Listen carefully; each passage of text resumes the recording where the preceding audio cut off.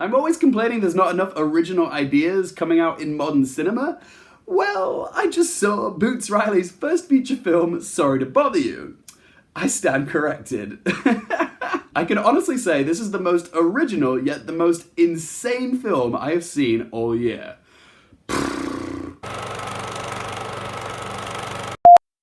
Hey up guys, so continuing my coverage of the London Film Festival, today's film up for discussion is the directorial debut of Boots Riley, who is the frontman of the band The Coop, and I'll be honest, I had no idea who this guy was until I saw this movie, but you should probably start to learn his name because he is definitely going to come up in conversation at some point in the near future. Sorry to Bother You is one of those rare, audacious films that is so unique that going into it, the less you know, the better. I'm so glad I went into this film blind, not having read the synopsis or seen any trailers. I just went into it as a blank slate, and then Boots Riley just threw all kinds of crazy shit at me, and it just pleasantly surprised me, this film. And I know it's a little bit of a paradox for me to say go into this film blind, especially if you're watching my review of it before you've seen it, but I will do my best not to spoil anything for you here because, yeah, I would be annoyed if someone spoiled this film for me. I'm gonna have to tiptoe around a few details, but the basic plot is centered around a guy called Cassius Green, who's played by Lakeith Stanfield,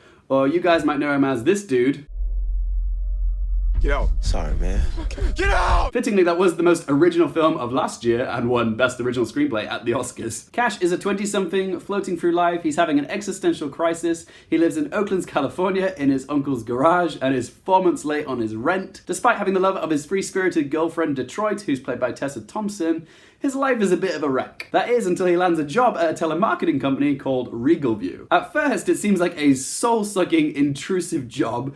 Boots captures this brilliantly with a surreal sequence which sees Cash's cubicle plonk itself into the room of whoever it is that he's calling. It's like if you mixed Mike Judge's Office Space with the randomness of Terry Gilliam. Simply put, it's genius. Cash is terrible to start with, but after taking the advice of a work colleague who's called Langston, played by Danny Glover, he starts using a white voice over the phone. A voice that says to the customers that you're a breezy individual without a care in the world. Hey, Mr. Kramer, this is Langston from Regalview. The not so subtle connotations of white privilege. Here's a fun fact for you guys. Cash's white voice is actually the voice of David Cross, aka Tobias from Arrested Development. Anyway, after Cash adopts this white voice technique, he skyrockets to the top. He becomes what's known as a power caller and even gets a promotion to the top floor where he works with other power callers like Mr. I'm not trying to be funny. Mr. is his name, and he's played wonderfully by Omari Hardwick. And fun fact, his white voice is the voice of Patton Oswalt. But what Cash is selling on the top floor turns out to be slave labor for their biggest client, Worry Free. A very evil corporation, by the way. But Worry Free's CEO, Steve Lift, who's played by Armie Hammer, sees potential in Cash for the next stage of the company's expansion and offers him a job. To go any further now would be spoiler territory, so this is where we stop with details. I left this film asking myself, what the hell did I just watch? But I knew that I loved it. I wanted to get my review for this movie up ASAP, but then I realized this is a movie that you actually kind of need a day or two to absorb it properly. Just from the first scene alone, you know you're in for something crazy, but you ain't seen nothing until 3/4 of the way through. At first you think you're watching a sharp, observational, slightly Kafka-esque satire about corporate capitalism and racial politics with a slightly tongue-in-cheek tone. But the film takes a very sharp and completely unexpected turn 2/3 of the way in. I don't think there is a single person on this planet that could predict this twist, because of how bat-crap crazy it is. But what Boots Riley gives us is both core-shocking and smartly symbolic. He's telling us through Steve Lift's proposal to Cash that in a sense, we are all slaves to the corporate machine. We are just pawns on their chessboard. But we will happily be those pawns for them if we can live a comfortable life. The metaphor that Riley uses to hammer the message home may be downright bonkers, but it definitely comes through. And I guess what I found most remarkable about this film is that despite the insanity of its twist, it didn't lose my attention. For some viewers, they will probably find it a bit too heavy-handed, and I will agree that the final third of this film does require a lot for the viewer to just go with. But the first 2/3 of this film are so wickedly funny that I think by the time you get to the even more bonkers final third, most people will just submit themselves to Riley's anti-capitalist propaganda. The performances are all fantastic. Lakeith Stanfield is awesome. He's getting used to playing characters that are caught in precarious situations like in Atlanta, Get Out, and this, and he's just magnificent in this film. And every man for all the Generation Y audience members that this film will undoubtedly attract. And when the batshit cray hits the fan, he goes all out. This is his movie and he owns it.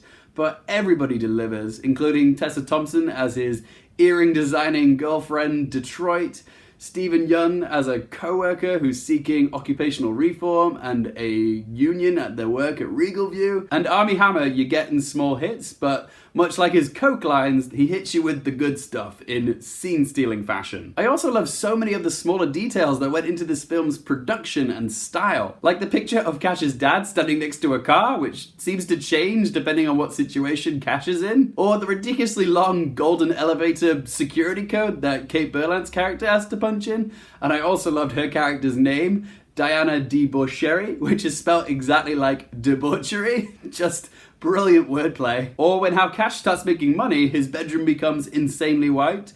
More not so subtle connotations there. And that transformation scene where we see Cash go from poor to white rich, I found just incredibly cute. It's like if you made a pop-up book into a movie.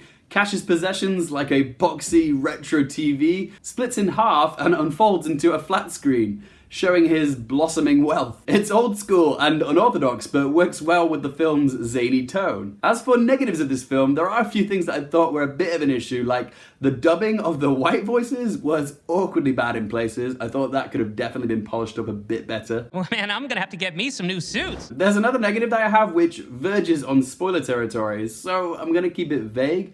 But it's to do with the makeup department in the final third. I didn't think it was completely convincing at times, and it did look a little bit cheap. And the denouement of Sorry to Bother You is so excessive to the point where it does feel a bit heavy-handed. But in the end, guys, I still loved Sorry to Bother You. It completely surprised me. Every scene has something to say, even if it's just a small observation like how entertainment has devolved into trash. There's a show in this called I Got the Shit Kicked Out of Me. The satire in this is so smart, evocative, and disturbing. This film touches upon so many things like corporate greed, existentialism, white privilege, slave labor, elitism, American racism, and the decay of society. The whole film is an allegory of the current political and social topsy-turvy world that we live in now. But what's truly scary is that this is just an exaggeration of the current chaos, instability, and madness that we're living in right now. The crazy is our crazy. Let's ask those three questions. Would I watch this again? Oh my god, yes. This film surprised me for so many reasons. It's original, it's got a funky electronic soundtrack, there's not a single weak performance in it. The editing geniusly overlaps each scene with an element from the previous one. It's vibrantly shot, it's superbly written and directed, and it has something to say, much like Get Out did. I cannot wait to watch this again. Would I recommend it for you guys? Yes, 1,000 times yes. Go see it. Don't research this film, guys. It's best to go in unaware so the madness can slap you in the face like a wet fish on a terrible TV game show. Just go watch it, guys. And what score am I going to give it out of 10? I really wanted to give this film a 10 out of 10, guys, but it does have a few flaws, like the bad dubbing, and the final third of the film doesn't feel as awesome as the first 2/3. So I'm going to give Sorry to Bother You a score of 9 out of 10. There you go, guys. That is my review of Sorry to Bother You. Have you guys seen this film? If you have, get involved in the comment section below. Let's talk about that twist. If you haven't seen this film, guys, do not scroll down to the comment section because there will be spoilers, okay? But when you have seen this film, come back, comment, let me know what you thought of it, because this is a movie that needs to be talked about, okay? Let's talk about the cray-cray. Whatever you guys think about this film, be sure to let me know what you think of it in the comment section below. If you guys do like this content, please don't forget to click that subscribe button. And if you guys want to follow me on Twitter, Instagram, or Stardust, all that information is in the description link below. Thank you so much for watching, guys. For more things related to movies, TV, and popcorn culture, I'm Lakeith Stanfield, and I'll see you next time.